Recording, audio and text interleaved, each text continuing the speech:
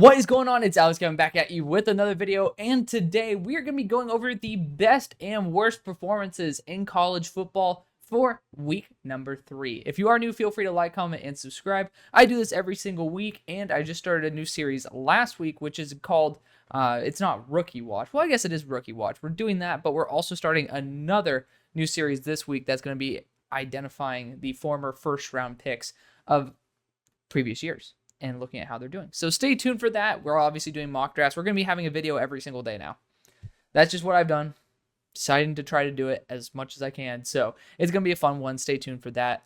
All the other links you'll ever need are in that link tree. Feel free to go use that UnderDog Fantasy code, and then you get up to $1,000 in bonus cash for free. Let's get right into this with our stock up. With our stars of the week, starting this episode out, we got Jaylen Walker, 21 pass rushing reps, 8 pressures. That game versus Kentucky was a defensive chess match, and this was the chess master. Jaylen Walker's a stud. He's someone who I've been taking really high in the second round. I think he's a round 2 lock, and I think that based on his coverage ability as well, he's a perfect fit for a Fangio defense. So Jaylen Walker, absolute steal. Could see him going in the top 32.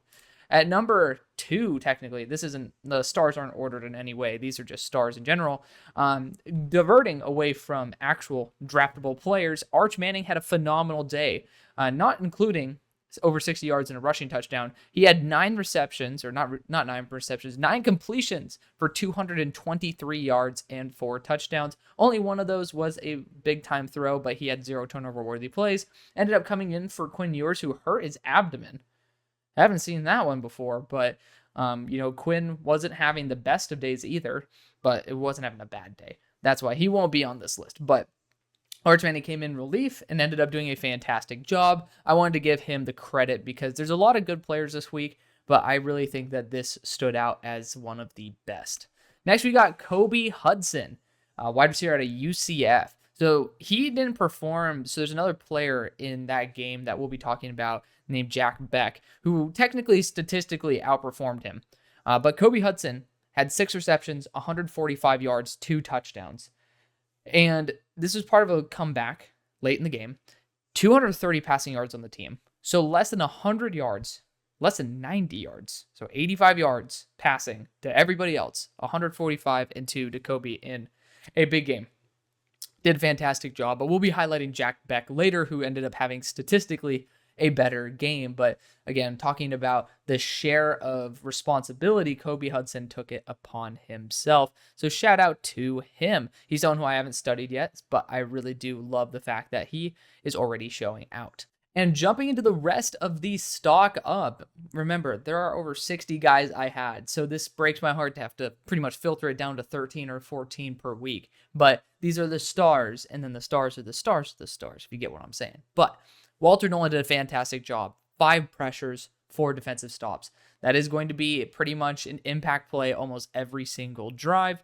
And, the whole entire defensive line did well. Jared Ivey had 4 pressures, I believe. You also had J.J. Peggies, who had 5 pressures as well. So overall, very well-rounded game for the entire Ole Miss defensive interior and defensive line, for that matter. Even Princely Umamulan had 4 pressures, so good job on all of them. Caleb Johnson's next. He was the entire reason Iowa was at least competitive last week, let alone actually efficient. He ended up doing it again this week. 25 carries, 173 yards, 2 touchdowns, 9 missed tackles forced. Honestly, just a very well-rounded game. They know he's going to be running the ball a lot, and he still produces even when they do that. Someone who could have been a star of the week, Jermari Harris, also another Iowa defensive back. 5 targets. He ended up getting an interception and 2 pass breakups, but he didn't even allow a single reception on top of that. So 0 yards allowed, interception, 2 pass breakups, easily could have been a star of the week. But there's also another defensive back towards the bottom of the list who also had a very, very good game as well. But continuing on, Rasheed Biles, linebacker out of Pittsburgh, he ended up having 8 defensive stops this week. Usually 6 is the mark where I really start to pay attention, unless combined with a good amount of pressures. Just being able to be consistently solid as a linebacker and making an impact, especially in the run game, super duper crucial. I think he allowed a touchdown in terms of being passed on, but this is, 8 defensive stops, no joke. Really, really good job. Ty Felton, you could argue based on stats, there's some guys who might be on here that are more deserving. 9 receptions, 117 yards, and a touchdown. Still a damn good game. Here's the thing, 226 for the team. Over half of his receiving yards. Again, 109 for the rest of the team, 117 for him. But the thing that makes this special is the fact that he's done it week after week after week. He still has yet to have a game under 100 yards. I believe he still has yet to have a game without a touchdown as well. People know he's getting the ball, and he still gets it anyway. University of Virginia had quite a few defensive players who did very well. So shout out to Ty Felton doing a great job. TJ Jackson's next from West Virginia. 7 pressures, 5 defensive stops on top of that. So talk about Walter Nolan, but this is like Walter Nolan's performance on steroids. West Virginia, also another defensive lineman of theirs, had 7 pressures and 3 defensive stops. So shout out to West Virginia for having a really productive day. Jack Beck is next. I mentioned him when talking about Kobe Hudson. He had 9 receptions, 197 yards, and a touchdown. Technically under half of what his team did, but at the same time, 1 less reception or 1 less touchdown, and then obviously much lower percentage of the share. So it's still a fantastic performance. This is still technically an all-stars list because it is the best performances of the week. Great job by him. If it weren't for him and Kobe Hudson, I'm sure this game would be far more boring and much less memorable to those who watched it. Jason Marshall Jr.'s next. Florida kind of got eviscerated low-key by Texas A&M. And, this is one of the few reasons that you might be able to smile walking away as a Florida fan. It's the silver lining. He was the best graded defensive player on your team, 80 defensive grade, 2 targets, 1 reception, 0 yards, and a pass breakup. I don't know what's going on at Florida. A lot of stuff that probably you don't love. But at the same time, at least there's something going right. I was a big fan of Jason Marshall coming into the year, and I'm going to remain doing that. Thaddeus Dixon is next, another cornerback, but this is Washington's corner in a game versus Washington State.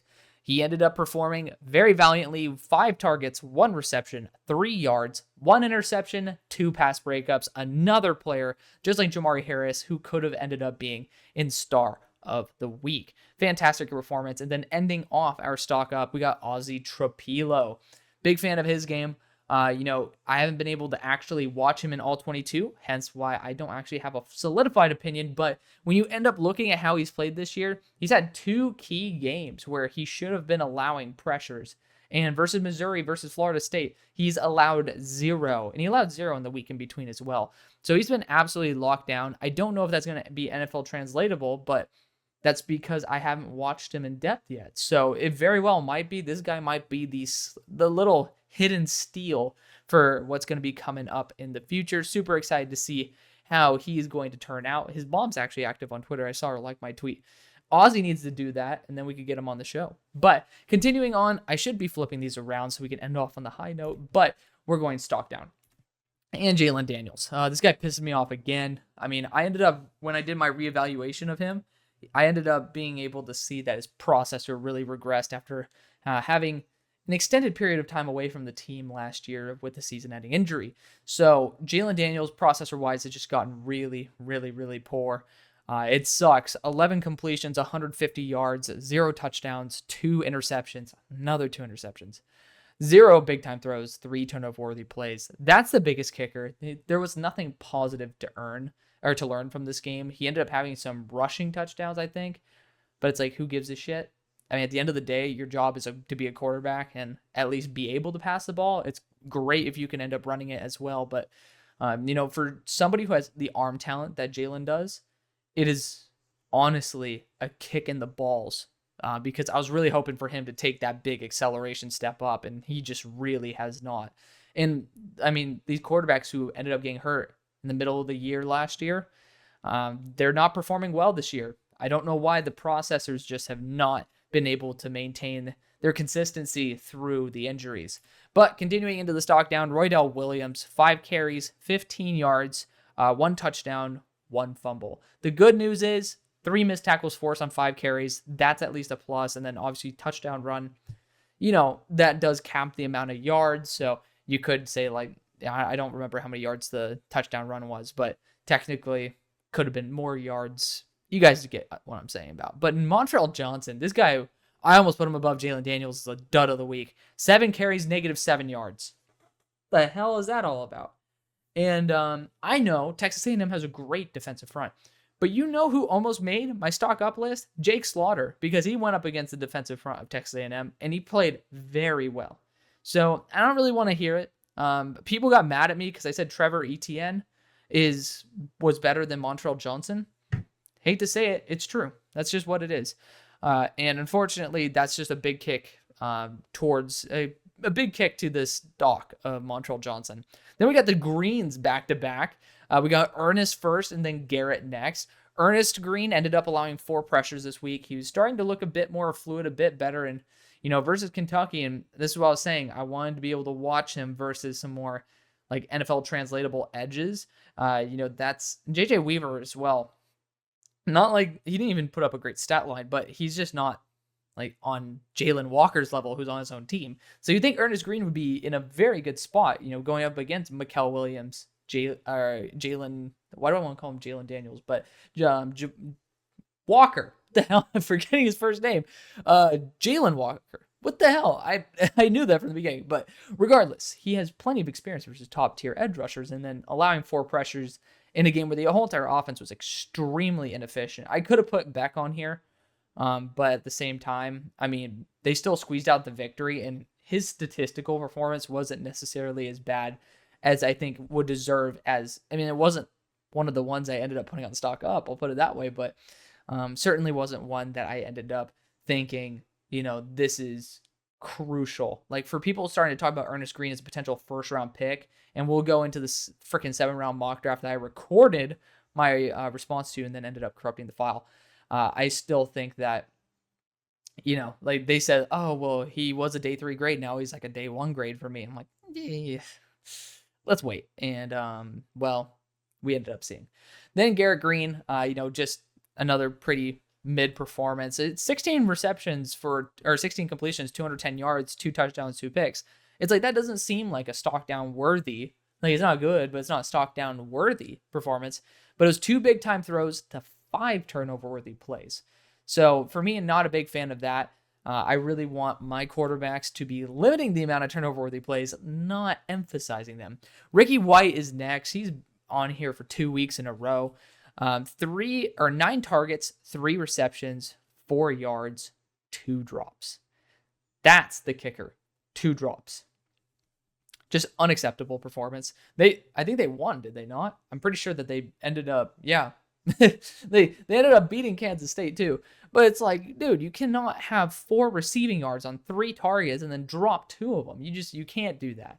And Ricky White, I call him mini Marvin Harrison. I mean, it's looking pretty bad on me when I'm trying to stand up for somebody who cannot catch the ball. But hoping for a bounce back. 2 weeks down, not a great sign, but I'm really hoping he takes this step up. Then we got Ollie Gordon. It's been like back-to-back weeks, if I'm not mistaken, where he's been relatively quiet. 17 carries, 49 yards. Just not great, if we're going to be real here. That's under 3 yards per carry. Is that? Yeah, because 3 yards per carry would be 51 yards. So, you got to be better than that if you're going to be called a first-round quality running back, which I think people have kind of gotten off of that train. To me, he was a home run hitting back, and he's a good back, but it's like, again, we're talking about first-round caliber guys. You got to be really special. Davis Warren is next. This dude's ass, but I just wanted to include him on here anyways. 11 completions, 122 yards, 0 touchdowns, 3 picks, 0 big-time throws, 2 turnover-worthy plays.